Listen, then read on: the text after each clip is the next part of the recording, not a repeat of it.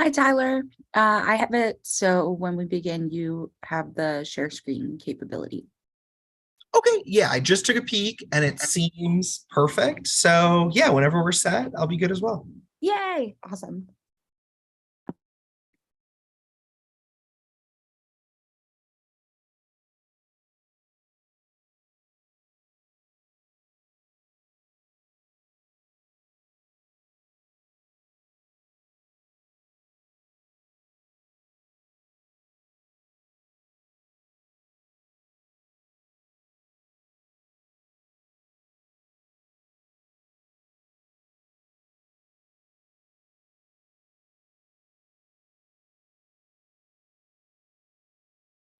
Thank you for your willingness to do this right after Northwestern. No, you're totally good. When we were talking schedule, I was like, this is perfect. This sounds good. And literally a night before, Marge and I had got tickets to a concert in Charlotte.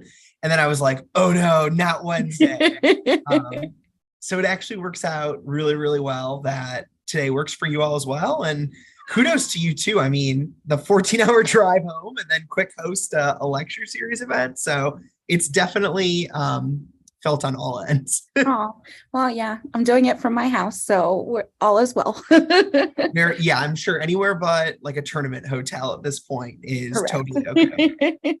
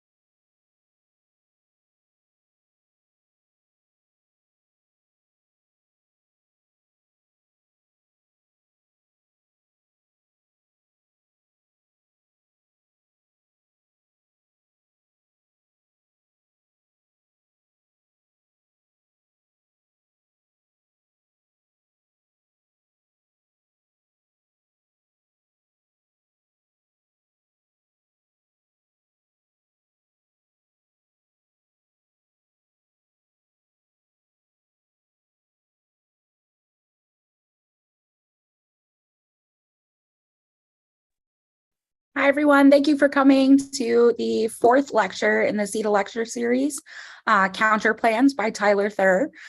So my aim of these lectures is that we can have really a repository of great resources by the end of the year and through this year that people can use to really help their students. So stay tuned. We've got a whole slate of lectures for the whole year. So I'm not going to take too much time. I'm going to give Tyler all the time that they need to talk to you about counterplans. So thank you so much, Tyler. Thanks so much, Jackie. It is awesome to be here virtually tonight, or for friends who are going to catch up later. That's totally cool too. It's great to see you across time and space.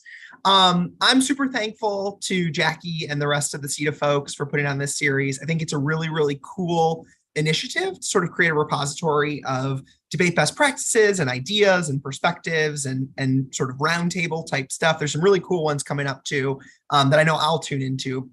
And tonight, I'm really excited to share with everyone my perspectives on counterplans, sort of counterplans writ large, counterplans in this particular topic. You know, I was a 2A for basically my entire high school career and then a little bit in college. So, you know, the answering piece is important. And then I was sort of a 2N on the back end of my college experience. So going for them is sort of an exciting thing too. And, you know, I'm looking forward to sort of being here tonight. Um, I will share my screen. While I'm doing that, I'll give my caveat warning that I am home with three very personable cats. Rilo is our little tabby. He will assuredly run in if you saw the little orange and white critter by me a second ago, that was Rilo. I'm sure you'll hear Max. He's our vocal Russian blue. And then you probably won't see Bali. She's a tortie. She hates the other cats. And so she sort of just hangs out upstairs. So without further ado, without that caution, either you're welcome for seeing my cats or apologies. I'm here to talk about counterplans today. In starting this conversation, I think it can be helpful to have a little bit of a grounding moment, maybe even a little source of inspiration. Counterplans are hard. Like there's some central stuff up top that I think is fairly straightforward. And then it gets really jargony and really confusing really, really fast. And so I just wanted to say for anyone who's listening, for the sake of learning and personal growth, you will absolutely get there. I have included a picture of like 14-year-old Tyler, super curly hair and orange tie in all. That tie has seen many days. This was at my first tournament, first travel tournament, the Iowa Caucus, I think in like 2008. Yeah, 2008. So it was a long time ago. And then you see some speaker points of me and my partner, Matt, who's a coach at Northview in high school right now. Lots of 26.5s. For all of you complaining about not breaking at Northwestern or getting low points at Northwestern with like 28.5s or whatever, those were some low points. So all of it is to say, you will grow and develop and sort of find your expertise as you continue on. And I think engagement with activities like this is really the perfect way to do so. So I have 4 goals for this about our conversation that I've put together. 1, I want to provide an overview that is helpful to sort of generate an understanding of the purpose of counterplans. So like, what are we doing here? Like, what is a counterplan? Like, why would someone want to read one of these arguments in a debate? Second is to sort of introduce a sorting tool or a heuristic or a way of thinking about sort of the universe of counterplans that is out there to make it a little bit less overwhelming, less deer in headlightsy. Offer a strategy for answering counterplans. I have an acronym and a reference to the TV show The Office, which hopefully is still relevant. I don't want it to be like one of the Friends moments for my generation where it's like, what do you mean Friends? Like we don't watch Friends. And then a plan for extending counterplans for my, neg-sided folks. As we talk today, just keep in mind, this is a conversation that I've sort of designed to be more oriented towards folks with not a ton of experience in debate. Given that there'll be some introductory concepts to begin, but it'll also be a discussion that builds upon itself and gets to some more intermediate and advanced considerations. So if you're in like the new debater category and you like just were at Northwestern and that was like your first experience with competitive policy debate, hopefully you like it. I know it's a little wild, but hopefully you like it. Come into this with a learning disposition and take as much of it as you can, knowing that you don't need to get every little last thing.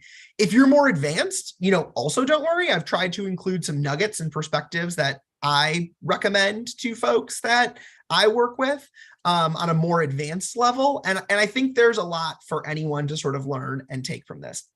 The other intro caveat that I'll sort of throw out there is an hour is a lot of time for a lecture in many ways.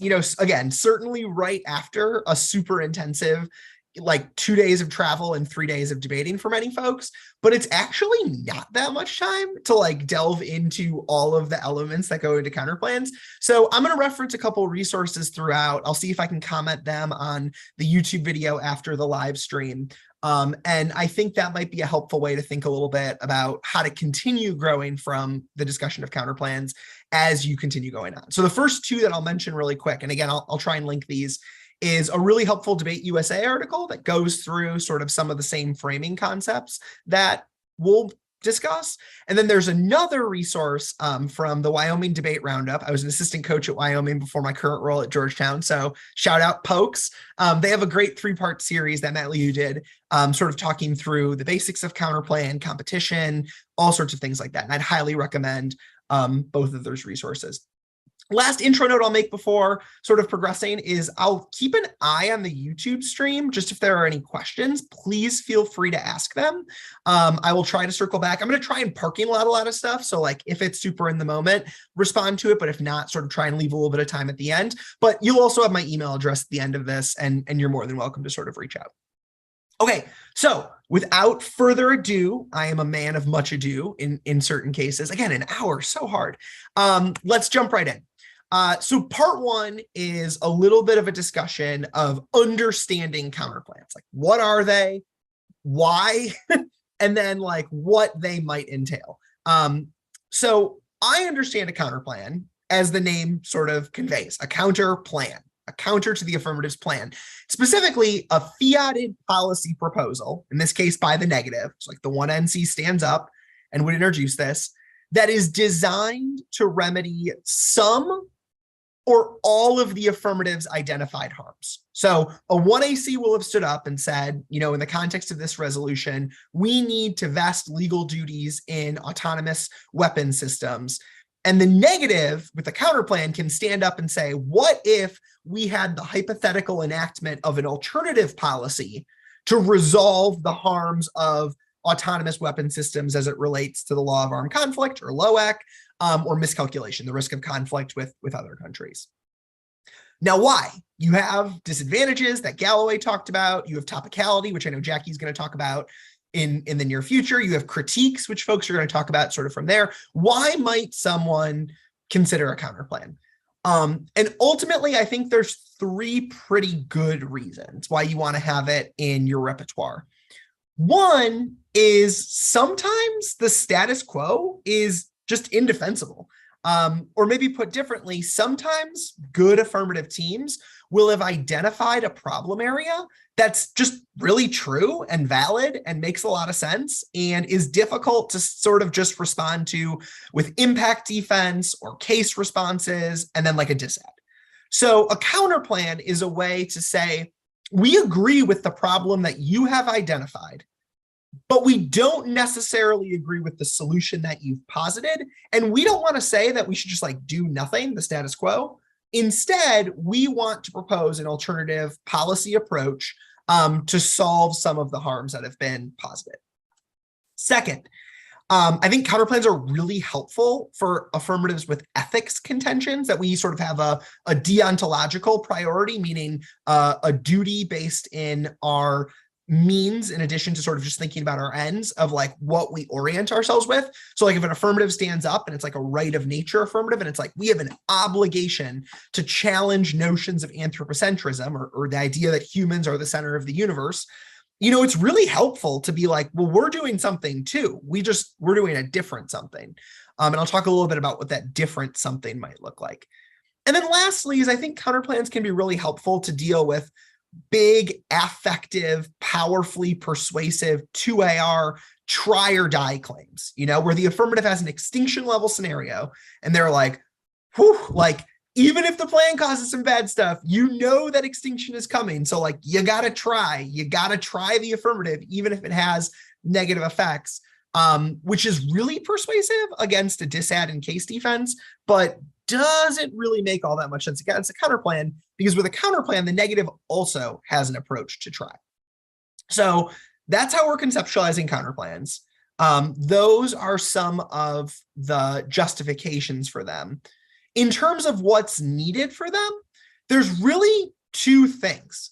As you're thinking about a different policy proposal to throw out against the affirmative, it either needs to be mutually exclusive or it needs to compete via net benefits. It needs to be net beneficial. And we'll talk a little bit more about that with my all-time guilty pleasure, which is fast food. A fitness model I am not, and a connoisseur of fast food I am. Recently, my wife and I moved to North Carolina, and I was reintroduced to a restaurant known as Cookout. It is amazing. You can get a tray with like a burger and a side, it's a corn dog and a shake, and it's like $7. And you're like, are you sure it's $7? Like, do I need to drive off quickly? It's amazing. It's rivaled only by my other all-time favorite, which is Taco Bell. I was a vegetarian for a few years, and Taco Bell is amazing because they're like the best vegetarian food ever. The Baja Blast, when frozen, is a perfect beverage. The cinnamon twists are delectable. I could talk about fast food for days. Hopefully people ate before this conversation. Sorry for my West Coast and Mountain Time folks who are probably thinking about food right now. Anyways, we are going to use these alternative possibilities to go through a consideration of the requirements for a counterplan. I promise it wasn't just like a chance to like market for those companies. However, if either of them want to sponsor me, I will wear like branded t-shirts of theirs at any debate tournament ever. And I will convince the rest of the Georgetown staff to make the Georgetown team, market for these delectable corporations. So let's think about each of those things. Mutual exclusivity is the idea that two things cannot be done at the same time. That's one way to have a counterplan that tests the affirmative. The other approach is net sort of like beneficialness, for lack of a better word, for a made-up word, as it relates to the counterplan, meaning the plan and the counterplan could both be done in the abstract, but there is a reason why the counterplan is preferable. It avoids some net benefit that the plan doesn't. So let's go through my example. So let's say the plan is Tyler should buy Jackie an amazing Taco Bell order with a Baja Blast freeze, a 5-layer burrito, one of the new back return Mexi pizzas, all that good stuff. And your like advantage is Tyler-Jackie relations. They got to be strong. They got to be high. And second is like Jackie is hungry. Okay. So the affirmative would stand up and say buying Taco Bell solves both of those things. The negative could stand up and say, rather than buying Jackie Taco Bell, Tyler should buy Jackie Cookout and say the delicious Cookout tray filled with a shake of your choice. I highly recommend the Hershey's milk chocolate one. That's just me though. Still solves Tyler-Jackie relations. It's a gift from one entity to the other. And it still solves this consideration of hunger, right? It's food nonetheless. Now, if this counterplan were to make an argument about competing on mutual exclusivity, there would have to be a reason why both of those actions aren't possible.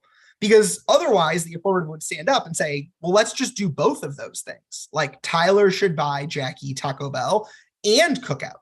Like there's no problem with that. It solves even more hunger because there's like a full buffet of food. It solves relations because Tyler went to two fully different places in order to make sure there was a good selection of stuff, so on and so forth. So you'd have to have a reason why you can't do both at the same time. And the negative could maybe stand up and say, hey, Tyler only has $5. Like it is impossible to go to both of those locations. It's not just it would be difficult to do the two actions together. In order for a counterplan to compete off of mutual exclusivity, there needs to be an impossibility that the two actions should sort of come together. You don't really see these counterplans all that much.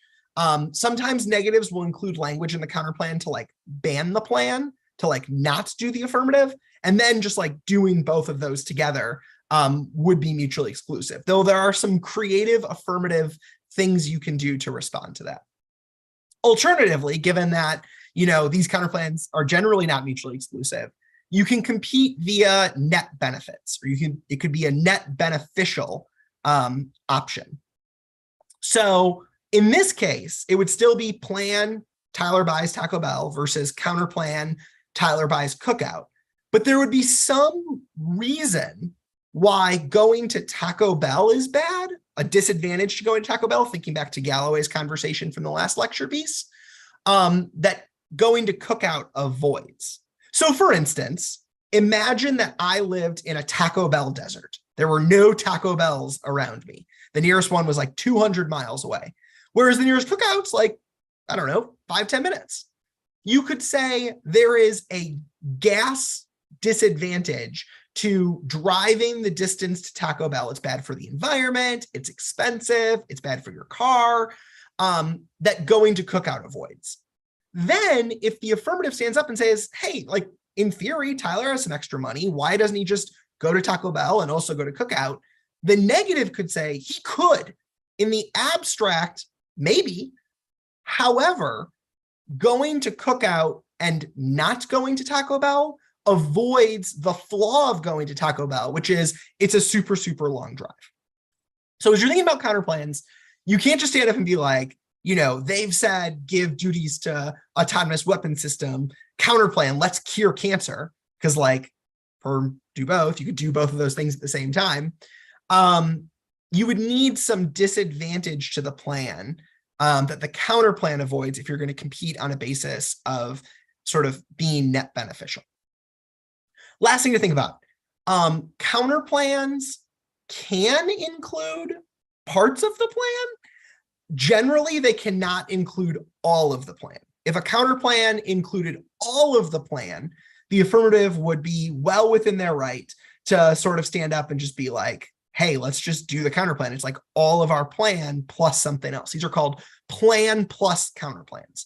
Now, this begs a question of how do you know what the plan does and how do you know what the counterplan does, which we'll talk about in a little bit when we get to answering counterplans as it relates to functional and textual competition.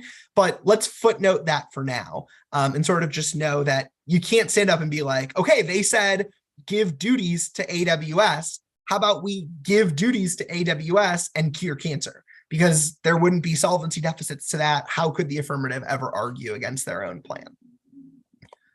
So given that very conceptual overview, I wanted to take a little bit of time and sort of delve into the universe of counterplans that do exist, right? So we've talked very theoretically about this fast food example. Thank you for being patient through it. I'm now excited to go get fast food after this lecture series. But I think it's helpful to get a sense of what these look like more in practice. And I'll do my best to contextualize these to the novice packet affirmative this year, the AWSF, but in a couple cases, it'll be helpful to also draw upon some other examples well. So as I think about it, there are 6-ish buckets of counterplans that we want to consider. And, importantly, some of these do overlap a little bit. You'll especially see as it relates to picks, which we'll talk about in a moment, that a lot of these counterplans are picks in their own special, unique way. But just sort of ride with me as we think a little bit about what some of these categories might look like. And then, we can draw some of the distinctions and think about how to capitalize on the similarities between different counterplans once we get into some of the more specifics. So, 1, advantage counterplans.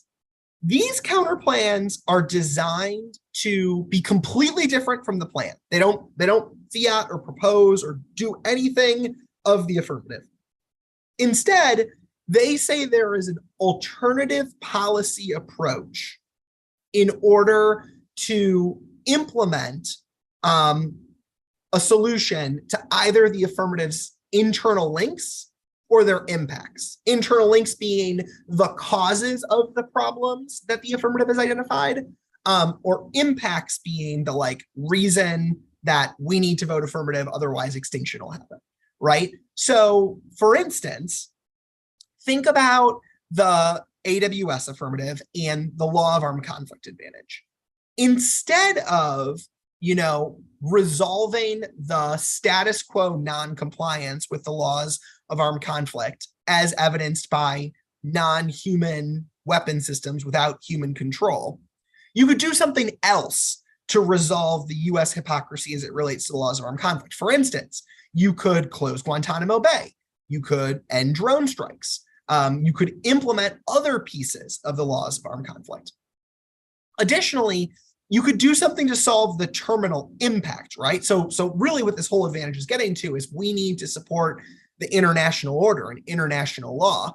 And perhaps there's another way to support international law with climate agreements or proliferation agreements or all sorts of other stuff that doesn't solve or do anything with what the affirmative has said is undermining international law, but could actually resolve a bigger reason why the US is currently out of lockstep with the international order. Second, advantage counterplans. These do a big part of the plan, but they change who is doing the plan. So think of the resolution. The United States should vest legal rights and duties, so on and so forth. It's we agree with you that the vesting of rights and duties is good, but we don't think who the plan's actor or agent is. These can exist both on a domestic level and an international level. And there are debates about the legitimacy of each of those pieces. So domestically, one of the most common counterplans is the state's counterplan. And there's some great debates about its legitimacy. Again, Wyoming Debate Roundup, they've hosted a panel where a variety of super bright debate minds have talked about whether or not it's acceptable. It would say, instead of having the federal government, give duties to autonomous weapon systems, what if the 50 states did it? Right? So what if like Michigan and North Carolina and California and Texas got together and changed policy on this topic? Now, states is a little tough this year for two reasons. One is the people who crafted the topic were worried about the state's counterplan. And historically, it's been a tough thing to sort of ensure the affirmative has some good answers to. And so for folks that are new to debate, you won't know this, but normally the resolution uses the phrase the United States federal government should, and then like whatever the resolutional action is. This topic is the United States should. And there are very good cards that say United States is inclusive of the federal government and the states. There are still ways to make it competitive. For instance, some teams have read evidence that says we should actually understand the United States as the United States federal government, so the counterplan is distinct. You could also say that the United States includes both actors and the counterplan picks out of the federal government. Again, we'll get to picks in a second. But states is an example of a domestic agent counterplan where you could do all of the affirmative with a different actor.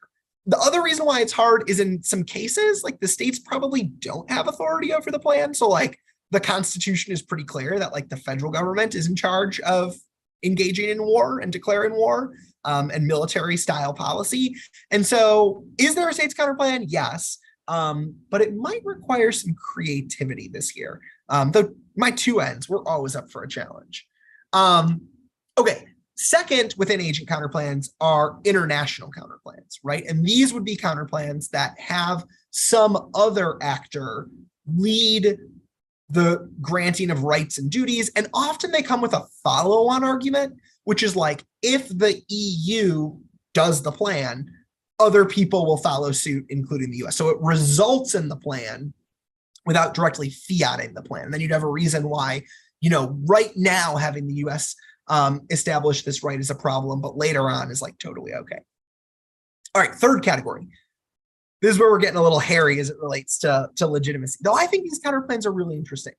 And it's certainty and immediacy counterplans, right? So all of these counterplans, if you haven't noticed, sort of distinguish from what the plan is expected to do based on the resolution in some unique way.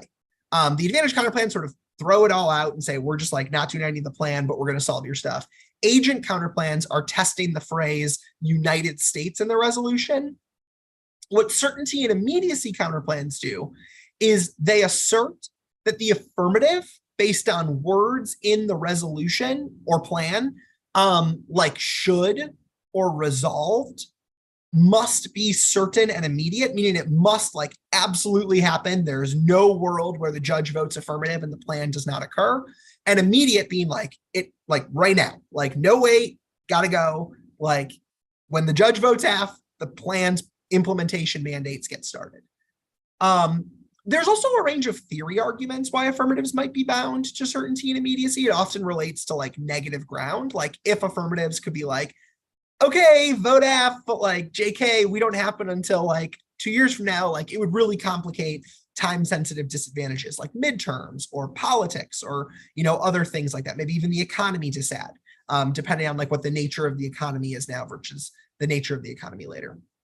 So what these counterplans do is they test whether or not the affirmative needs to be done in a certain or immediate way.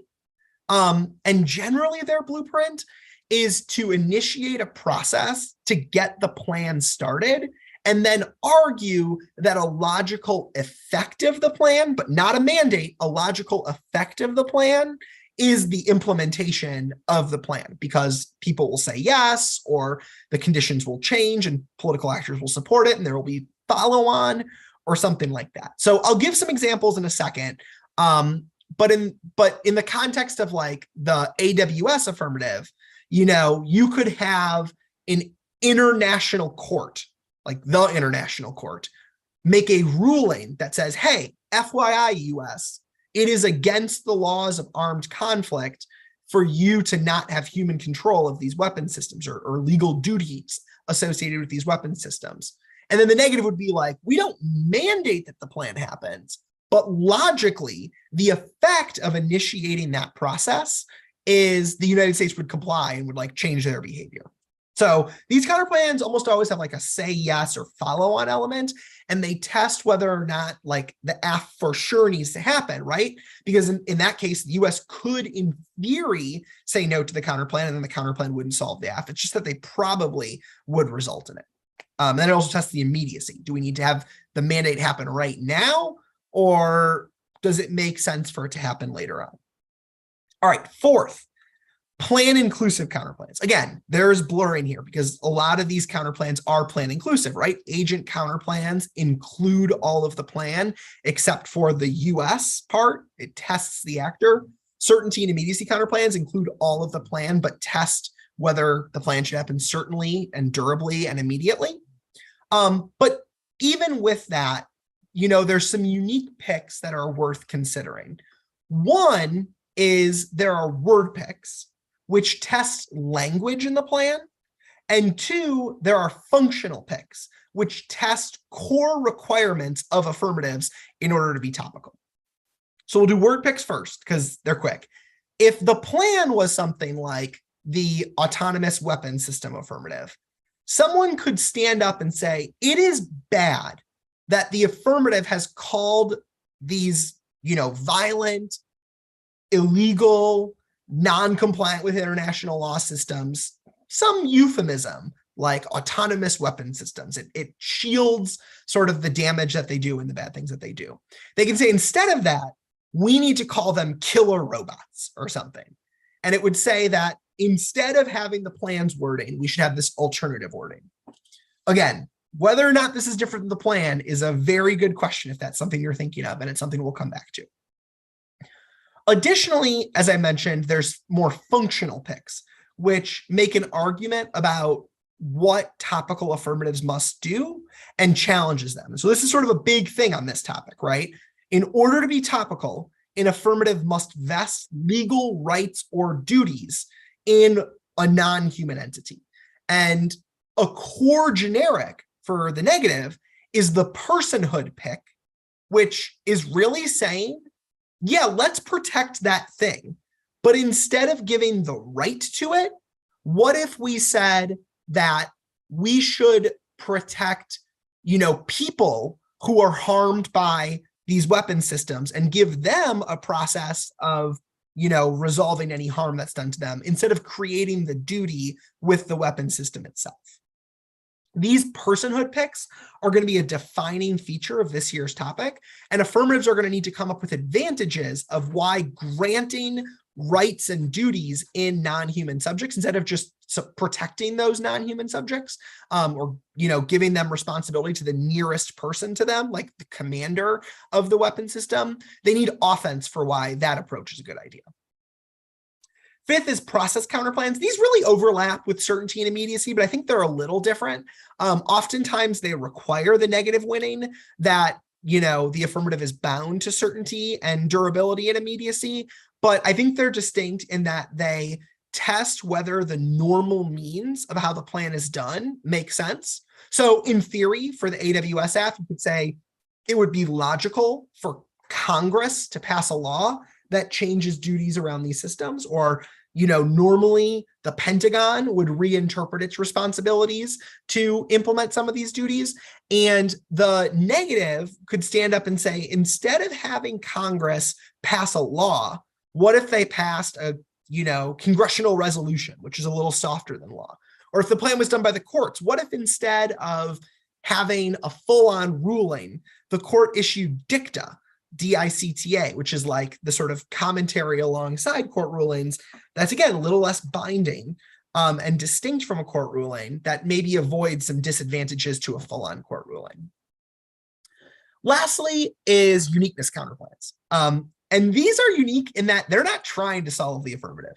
Instead, they deal with a problem with the negative's disadvantage that they're going for, namely that it is non-unique. It's already occurring. There's already something in the world that would lead to the disadvantage happening.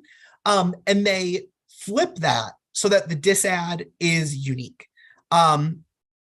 Negatives need to be very careful that they don't go so far to do a good thing that they outweigh the link to the plan, right? So go back to our core example and think about the disad, the plan of Tyler should buy Jackie Taco Bell. And we said, that's good to solve hunger and Jackie-Tyler relations. What if someone stood up and was like, disadvantage, if Tyler buys Jackie food, all of Tyler's other friends and coworkers will be upset with him, including his boss at Georgetown, Brandon Kelly. That would be bad. Maybe Tyler would lose his job or something. If it was possible for the affirmative to stand up and say, well, Tyler, Brandon relations are already low. They're not. BK and I get along really well. No worries, no drama. Save the debate drama for debate Twitter.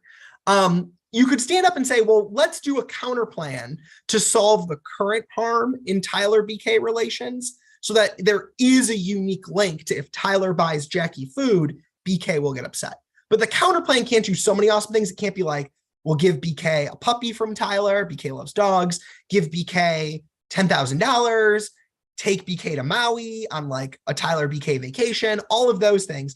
Because in truth, even if the plan would upset BK, the counter plan would do so much good that it would offset the effect of the plan. So uniqueness counterplans are cool for the negative. They're a way to sort of generate some uniqueness for a disadvantage that might otherwise link to the status quo, which is bad, or already be happening. But they have to be carefully written so that they aren't a larger effect than the plan. That was a long overview, but in fairness to me, there are many, many counterplans. Really quickly for folks, I sort of went through Northwestern and listed examples of all of these things so that you can sort of pause the YouTube video, pause the live stream, and look at these to see examples of sort of what I'm talking about. I'm not going to fully go into every last one of them because, again, you can sort of do it on your own. But maybe I'll highlight just a couple of examples. Again, this is not fully exhaustive. It's sort of things I saw while I was doing scouting over the weekend and I thought were sort of good to talk about. So advantage counterplans, we talked about they can either solve the affirmative's internal links or the impacts. I saw a counterplan from Dartmouth that sort of was trying to solve the problem of the AI patents affirmatives that say, we need to give AI patent rights so that there are incentives for innovation, to be well, instead of doing that, let's just give financial prizes for innovation to the humans who own AI. And then they'll do a bunch of cool stuff. So it sort of solves, maybe the affirmative would obviously disagree. It solves the internal link causing the terminal impact, which is the collapse of innovation, right? Or you could just be fine, you're right.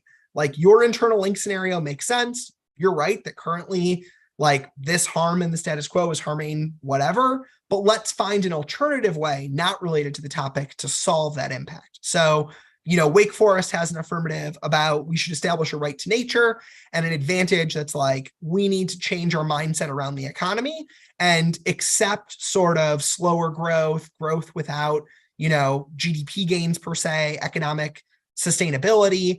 And against them, we read a counterplan that was let's just collapse the economy, so you could solve the impact to the advantage without addressing the reason why that impact is happening.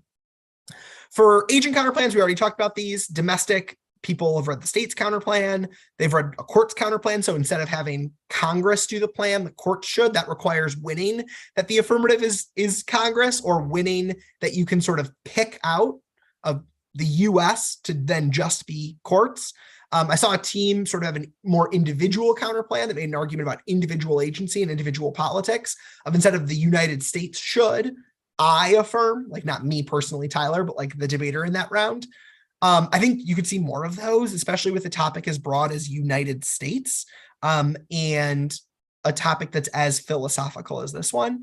I've seen an EU counterplan. This is definitely a throwback to antitrust as well. So the EU should establish these rights and duties and then make an argument that the US will follow that. And again, any actor within government could theoretically be an agent counterplan as the topic continues on.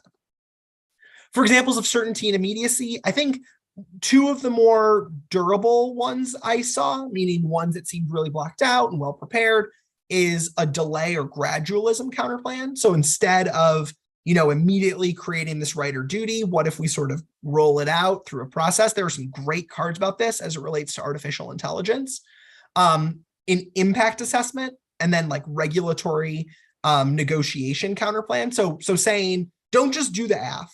Let's get together interested stakeholders in the affirmative. For instance, AWS affirmative, like military planners, human rights organizations, other governments. Let's get them to talk about the plan and negotiate the plan. And then the argument is it's legitimate and competitive because there are worlds where they ultimately wouldn't do the affirmative, or they would do a slightly different version of the affirmative. But for all intents and purposes, they probably would come up with the affirmative if it's a good idea. And thus it results in and solves the affirmative. It has, independent offense, in this case, less about the plan being a bad idea and more the counterplans process being a good idea.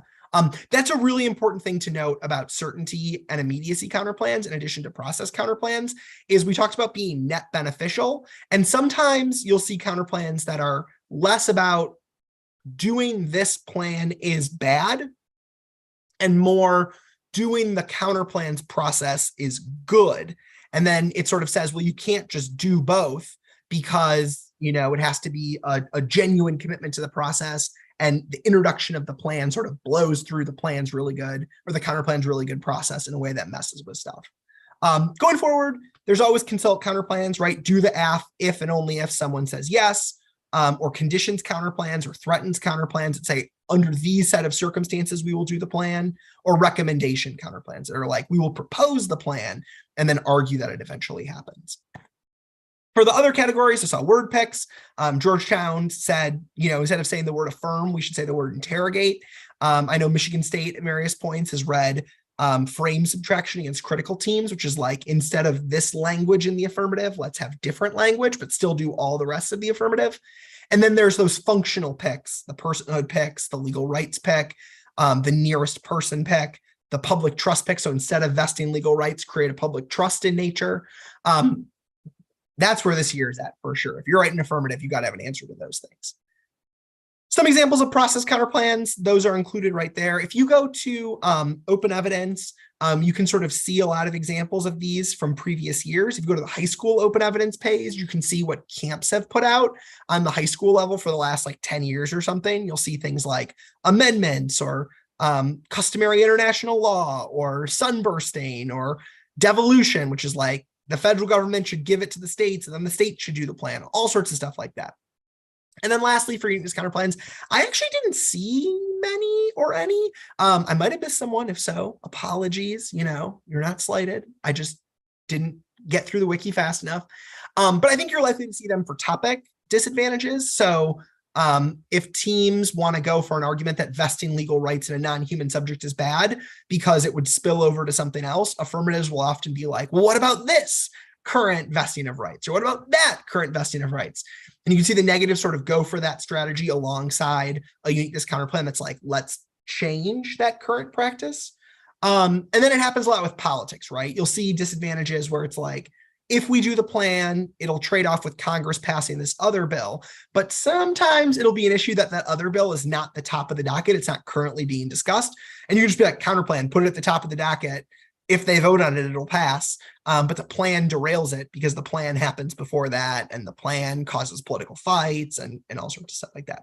So that's my initial survey. If you're a 2A, I would encourage you to think about what your blueprint 2AC answer is to all of these different counterplans, because if they have been read, you should have an answer to them, so you're not unprepared.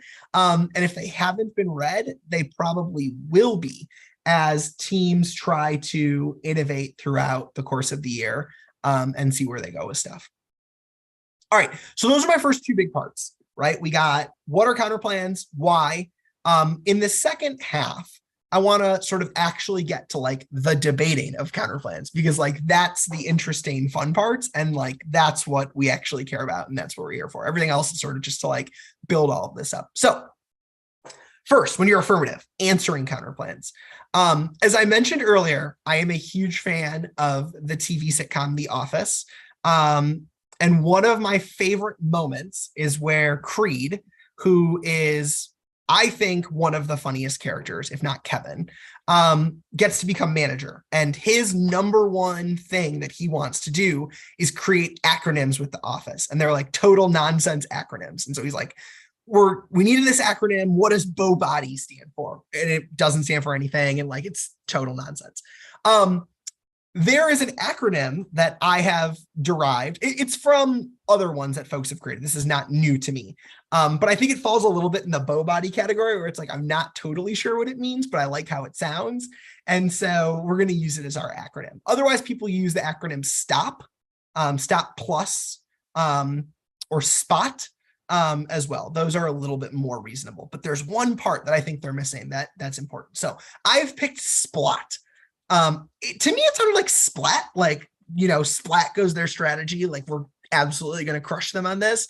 But apparently a splat is actually like a drop of paint or something. So, if you come up with something better, throw it in the YouTube chat or let me know or email me or something.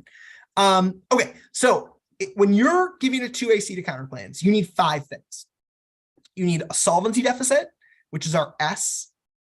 You need a permutation, which is P. You need a links to the net benefit argument or an answer to their net benefit, which we'll talk about in a second. You need offense, and you need theory. And if you have all those checklists across the board, you're going to be in a totally fine spot. And you should be fine in answering all these counterplans. For the solvency deficit part, these are parts of the affirmative that the counterplan does not solve. So a solvency deficit is the counterplan does not solve our affirmative. You should remember the 1AC. It's really easy when the negative is throwing out a bunch of new stuff to be like, well, okay, the plan's this, but think about like what parts of our affirmative are built to answer this, right? So for instance, if you're done by Congress, and they stand up and read a court's counterplan, you could have an advantage that's like, it's good for our actor to act as opposed to their actor, right? Or if you have an affirmative about vesting legal rights in nature and animals, and they stand up and they're like, give it to the nearest person. That's the topic pick, that's fine. Maybe you have an advantage. It's like anthropocentrism and focusing on humans is bad, and that's your offense about what the counterplan doesn't solve. The other thing, we want to have some 2A terrorism. We want to make life hard for our 2N friends out there. And the way to do that is add-ons, right? Which are other reasons why the plan is a good idea that the counterplan might not address. So imagine you have your autonomous weapon system affirmative. The negative stands up and is like, hey, you said we need to do this to prevent war with Russia and China. Let's advantage counterplan, set up hotlines with Russia and China so that if things ever go a little south, we can talk to them and resolve the damage that's being done. You could be like, add-on, boom, war with Iran. We'll also use these weapon systems against Iran, and absent a vesting of duties in them, war with Iran will escalate. Now the negative, it's like, what do they do? Do they add into their counterplan in the 2NC, which is maybe legitimate, maybe not legitimate, something to debate? Do they have to like read answers to Iran? Where do they go from here, right? So you've created new offense that the counterplan doesn't remedy. And if they kick the counterplan and go for something else, you have a whole nother advantage to the plan. That's a great deal, great use of time. As you structure these, too often affirmative teams will sort of just generally make observations about the counterplan that aren't helpful. So like against the state's counterplan, they'll be like, and the states don't have authority over the military. Instead of just like making those FYI observations, I would encourage you to structure your deficits in the following formula. The counterplan doesn't solve this advantage. Our internal link, or the key thing that we need to do in order to solve it, is this. The counterplan doesn't do that. It does this instead. So for instance, against the state's counterplan for the, autonomous weapon system affirmative, counterplan doesn't solve our miscalc advantage. Our internal link is based upon the federal government and the military changing its doctrine and policy around these weapon systems. The counterplan doesn't do that. It only has the states issue a non-binding, reasonable, unconstitutional guidance document basically to the federal government, who obviously ignores it and moves on. All of our miscalc impacts are disadvantages to the counterplan. That way, the judge knows exactly what the problem of the counterplan is, why it doesn't resolve what the affirmative has said, and then most importantly, the impact to that and why that impact outweighs the net benefit, right? Which might be a disadvantage to federal action. In addition to this, when you're doing solvency deficits, make sure to answer their specific planks and explain why the counterplan is generally ineffective. So it's not enough to sort of just have a block to all advantage counterplans.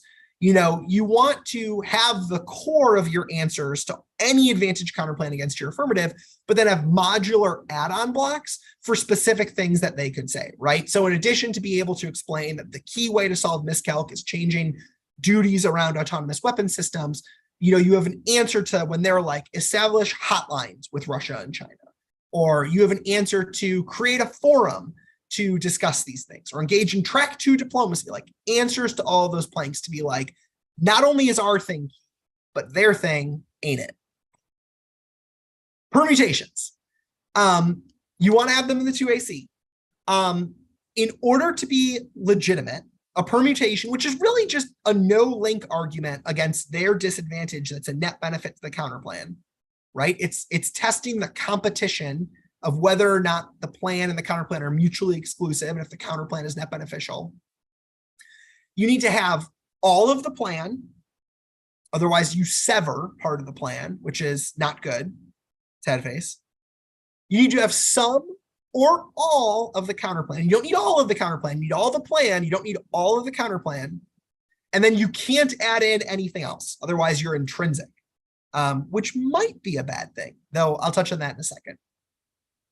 So let's think a little bit about the idea of going to Taco Bell and buying food for Jackie versus going to Cookout. In this case, you always want to be able to say, do both of those things. Imagine though that you stand up and you're plan, go to Taco Bell. The negative is counterplan, go to Cookout, don't go to Taco Bell, and cure cancer.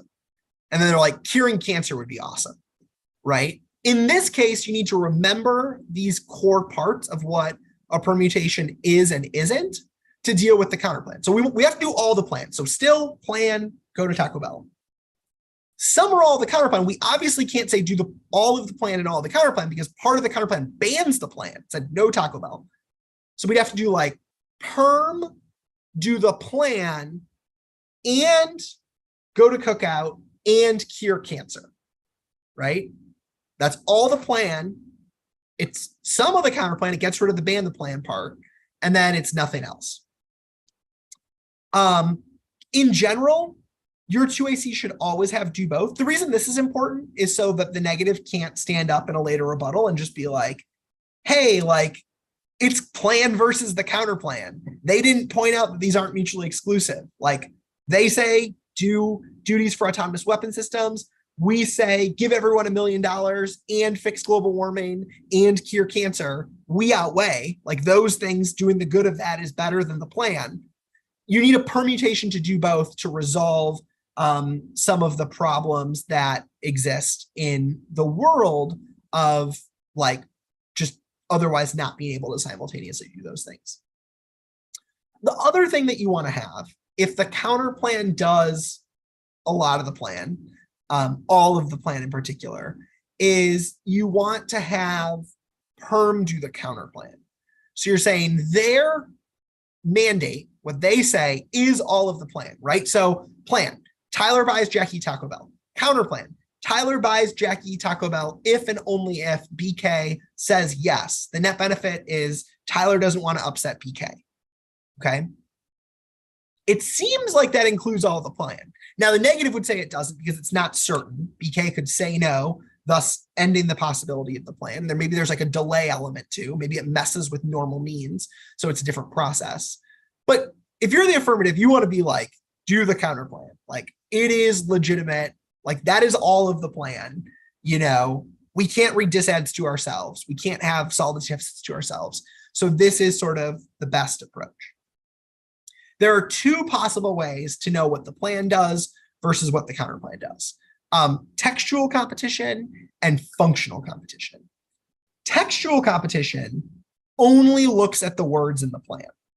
So looking at the plan versus the counterplan, it would say that counterplan is textually plan plus. It's not textually legitimate because the plan was Tyler should buy Taco Bell, and the counterplan also said Tyler should buy Taco Bell, but it added on if and only if BK says yes. Okay, so that's an example of a counterplan that's textually plan plus. These are often called exclusionary phrase counterplans, or counterplans that add a process. An example of a counterplan that is textually competitive is a word pick, right? So plan, Tyler should buy Taco Bell. Counterplan, Tyler should acquire Taco Bell. And you're like, the language of buying is capitalistic. We should use a different framing language to consider some of those things. Oh, and there's our vocal cap Max. He agrees with the cap K of the word buy. He's never bought a thing in his life. The alternative to textual competition, getting back on track, is functional competition, which says we shouldn't just look at the literal words and like a robot, analyze them. Instead, we ought to consider what is the mandate of those words. What do they mean in effect, right? So going back to this consultation counterplan, plan, Tyler buys Taco Bell, counterplan, Tyler buy Taco Bell if and only if BK says yes. One could argue, in fact, many negatives over the years have argued, that counterplan is functionally competitive because the affirmative is required to be certain and immediate, and the counterplan is not certain and immediate. It is less than that, and there are fewer worlds in which the plan occurs in the realm of the counterplan than in the realm of the plan. If this is confusing, you are not alone. I highly, highly, highly recommend the Wyoming Debate Roundup resource that I referenced sort of to start. There are some great articles that talk through this and have some examples. But for now, you should know that against counterplans, you got to say perm do both. If it includes the plan, you want to say perm do the counterplan and argue that it's either textually plan plus or functionally plan plus, and that counterplans should be both of those things, right? That's the only way to sort of avoid illegitimate cheating counterplans like word picks, right? Because word picks are not functionally competitive. They don't do anything differently, probably. Again, this is debatable. It's the only way to avoid exclusionary phrase counterplans where we need textual competition, like do the plan minus a penny, which is functionally competitive, but probably isn't textually competitive. And it's important to keep the debate about predictable, reasonable, good topic-related counterplans. Now, generally, those are the only two legitimate permutations. The only other thing I'll throw out there is what's sometimes called as limited intrinsicness permutation. And for this, I'm also footnoting an article, so you have homework to go read. Week 1 CEDA lecturer, Anthony Trufanov, published an article called Rehabilitating Intrinsicness Redux. I would have called it the remix. I mean, come on, there's so much pop culture there. But it talks about this permutation. Remember, we said there are some counterplans that don't necessarily say the plan's a bad idea, but it says the counterplan's a better process and a better idea, and we should do that approach to resolve the harms that are sort of put out there. And you can sometimes say, do the plan and the counterplan's thing on another issue that's not the plan. And then you justify that by saying that, maybe that permutation is textually not intrinsic. Maybe it's even functionally not intrinsic, but even if it's intrinsic against certain counterplans like these, it's justified. It avoids sort of not debating about the topic and just having the same repeat process counterplans over and over again. But again, for sake of time, you have some reading homework to do. Third, you want to say links to the net benefit. Straightforward. We've said that some counterplans compete on mutual exclusivity. The vast majority of them, though, compete because they're net beneficial. They avoid some disad that links to the plan. And you can sort of negate that by like Uno reversing it and being like, the counterplan also links. And if both the counterplan causes the disad and the plan causes the disad, then there's no reason to vote for the counterplan, vote for the permutation. Maybe presumption goes affirmative. There's a tons of articles about what judges should do if both teams link to the same offense. There's a really cool resource called the Debate Theory Archive, which I'll link to, that you can read about presumption and why it might be affirmative or why it might be negative. And that can sort of come up in these debates. My only exception to this is sometimes you will want to generate offense by turning their net benefit. And in that situation, you want to be like, we will concede that this is a net benefit, but it's a bad net benefit, right? So imagine you stand up, autonomous weapon system affirmative. The negative has the nearest person counterplan, which is like, instead of vesting the duties in the AI, vested in the human. And it's like, that's good, because if we vest rights in humans, it'll spill over to cause something like fetal personhood, because there is a similar legal justification. If you're like, we want to impact turn that, and we want to say that new standard is good, then you'd be like, fine, this disad is the net benefit to the counterplan, but we have turned that, which is now a disadvantage to your counterplan. Tricky stuff. It's more 2A terrorism. O in Splot is offense. You can read disadvantages to the counterplan. This is risky because of conditionality, which we'll talk about in a second. Or you can read add-ons, right? We talked about add-ons. This is something the counterplan doesn't solve. That's more offense for your affirmative. Lastly, theory. This could honestly be its own standalone lecture. So I'm going to be brief here. I'm just going to give you some top-level considerations, and then I'm going to direct you to email me if you have questions, and go read up the Debate Theory Archive. There is some really interesting stuff on there that goes back to like literally like the 1950s and before. There's generally two types of theory arguments that exist in debate, at least as it relates to counterplan. One is counterplan status questions, which is, when can you kick or get rid of or no longer go for the counterplan that you've introduced? And then the second one is theory about the legitimacy of the specific counterplan, right? Can you use an international actor? Can you fiat state action uniformly? Can you involve both state fiat and federal fiat? All sorts of things like that, which test whether or not the plan and the counterplan should have to face off against each other. In terms of the status consideration, there's basically three types of considerations that you could be. You could be conditional on one end of the spectrum, which is to say, we can get rid of this thing whenever we want. If you read a really good disadvantage to the nature of the counterplan, we can just be like, get out of here. We're not reading this thing anymore. Get rid of it.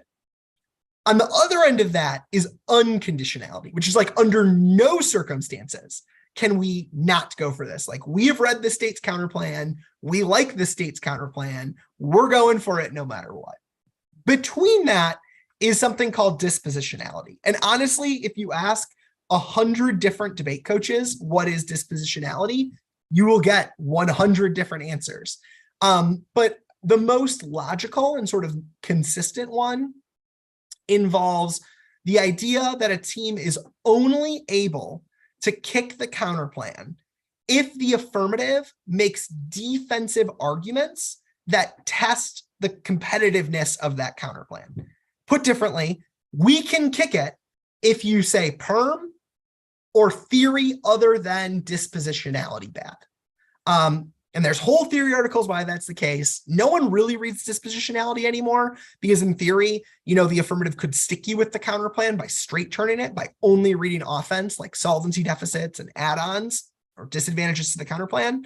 But it's sort of useful knowing about, because if you're ever in a conditionality good bad debate, it often comes up as the interpretation of why something, why a team might be able to solve the offensive conditionality being good in a slightly different way. There are tons of articles that talk about why conditionality might be acceptable or not. One of my favorite is about logical limited conditionality by a former UK debate coach, Roger Solt. But in essence, it boils down to a question of whether or not the negative should be able to test the affirmative from multiple angles on a basis of fairness and education. You learn more about a broad array of topics that, might be both critical and policy oriented at the same time. Whether the negative should have the ability to test the best policy option against the affirmative. So should they ever be stuck with defending the status quo, or should they always be able to have these different models? Or if this sort of nature of conditionality lets negatives off the hook and make things too difficult for the affirmative, making there be disincentives to reading teams' best add-ons or disadvantages to counterplans because they can just be kicked, or counterplans sort of suck them up and do them. Or if they're anti-educational because they produce contradictions and shallow debates. Something to think about. And then, more broadly for other theory things, is international fiat good? Are states good? You're normally going to have the affirmative stand up and say, our interpretation is X counterplan is disallowed. And here's why, on a basis of affirmative ground, what you're able to say against it, topic education, and predictability. If it's based in the literature, if it's reasonable. And the negative will be like, here's our counter interp of what we should be allowed that includes this counterplan. And say it's good because it's a functional limit on the topic, meaning this counterplan reduces the number of affirmatives that teams need to answer on a basis of negative flexibility. Like, we should be able to test the affirmative from multiple angles. That's key to fairness, and it's sort of our role as the negative. And the education that we produce is good. International education is good. Process education is good, so on and so forth. The absolute best way to learn about debate theory is reading it, debating it with your teammates on those long van and bus rides back to thankfully in-person tournaments, and then writing your blocks that sort of build in these things based on the smart arguments that you and your compatriots sort of come up with. So for now, if you're the affirmative, know that you probably want to be questioning whether or not the affirmative gets, or whether the negative gets to be conditional based on status, if that's their choice. And then maybe, depending on the counterplan, testing the legitimacy of that counterplan in particular. Normally, you don't have theory for advantage counterplans, functional picks, or uniqueness counterplans, but you definitely have them for counterplans that like fiat and propose the plan, which are like the certainty and immediacy counterplans, like the state's counterplan, international actor counterplans, counterplans that involve multiple layers of government, all sorts of stuff like that. All right, last piece. You've made it this far. This is our last slide, our last sort of consideration. We're flipping our hats, Team F to Team Neg. We got DJ Khaled. All we do is win. I was a 2-in at heart, so you got to have some of that spirit there. The F, they don't want us to win. We're going to win nonetheless. And I wanted to sort of just pass along a couple of tips and tricks as it relates to counterplans.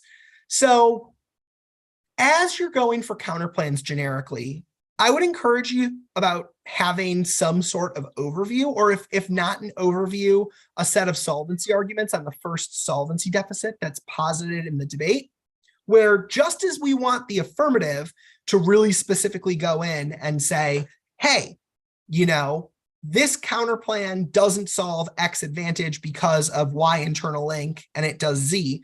We want to do the same thing. I would start your solvency debate by being like, the counterplan solves this advantage. On the internal link level, it does this. On the impact level, it does this. We're fine. Maybe the counterplan doesn't do the same thing as the affirmative, but it does a lot of good stuff that remedies the harms that they have identified. Okay, so in the context of an advantage counterplan that goes in and has, against the miscalc advantage, both hotlines and a review of autonomous weapon systems without granting duties, you'd be like, this counterplan solves the internal link by making it less likely that these weapon systems produce conflict on an internal link level. And then even if they do cause conflict on an impact level, we have hotlines which prevent war from escalating. Okay. The other thing I would flag in this overview, obviously any specific planks that you've added into your counterplan or other things that the counterplan does that the affirmative hasn't specifically answered. We sort of noted that was a really, really important thing. And then talk a little bit about what it means to solve. Oftentimes you'll see in varsity debates, people say, we don't need to solve better than the plan. We just need to solve sufficiently. That's a little jargony for my taste. But in essence, what it's saying is we don't need to be perfect. We need to be better than the status quo. We need to solve the harms and problems that exist in the status quo. And then we're all good. That's a sufficient way of remedying the affirmative. We don't need to be better than the affirmative. A couple of closing thoughts as it relates to line by line. Keep the same best practices, right? You're going in order of the 2AC. You're referencing their argument through a lens of 2AC1, they say this, our response is this. 2AC2, they say this, our response is this, so on and so forth. And then you're having clear transitions as you work through all these pieces of the debate. I think depth is really important. I think that, younger students sometimes see varsity students read like 11 off and then extend like 6 of them in the block. And they're like, how could the affirmative ever answer? And in fact, that breadth is sometimes a trap because good affirmative teams can identify where you've been weak and what the weaknesses of arguments are and sort of tailor into them. So I would encourage you to be narrow, right? And have 3 arguments to every one 2AC argument, right? Maybe the 2NC is the counterplan you want to go for and some case answers, and the 1NR is just the net benefit to that counterplan. Narrow down throughout the debate, go for your best stuff, but also over-invest and be really detailed in what you're presenting. And then the last thing I want to say is, remember there's not just one version of every counterplan, and you should think back from what arguments the 2AR is going to go for and see if you can sort of tailor and mess with your counterplan in a way through added planks that solve those likely affirmative solvency deficits before they're even able to make them, right? So if you are going for the state's counterplan against an affirmative about duties, and it's like they're going to make the argument that the states can't afford to sort of support the financial cost of imposing those duties, you could add a plank to the counterplan that's like the states should fund this with whatever, right? Now the 2A, like one of their best deficits is just gone, right? Or for nearest person, you don't have to just stand up and just be like, okay, instead of having autonomous weapon systems have these duties, give it to the military commanders. Maybe the affirmative is going to have smart advantages about why, personhood considerations for AI is good and spills over. Is there something you can fiat that captures that spillover or solves the impact without exactly doing the plan in the same way? So be creative, think sort of from the back of the debate to the block, then to the 1NC, adapt, make sure you're explaining specifics of how you interact with their stuff, not just being like the counterplan solves. And I think you'll be in a really, really good situation. Thank you all for your interest, your time. If you have any questions or follow-ups, please feel free to email me. As I mentioned, I'm going to comment on the YouTube video with a ton of reading links. I know we didn't have as much time to talk about textual versus functional competition, sort of the various status considerations of conditionality versus dispositionality versus unconditionality, and then specific theoretical considerations, international fiat, states, stuff like that. And so I'm going to link you all to some really, really cool stuff that as you have some time traveling to Kentucky or Gonzaga or whatever is next for you, I really would encourage you to explore and sort of check out. So thank you for the great conversation. Please don't be shy about reaching out or asking other questions, and best of luck for the rest of the season. I'm glad y'all are doing debate, and I hope folks have some fun. Thank you all for joining us. Thank you, Tyler, for this amazing conversation about counterplans. Tune in next week. I'll be giving a lecture similarly following the idea of how topicality works in debate on the 27th at 7 p.m. Eastern Time. So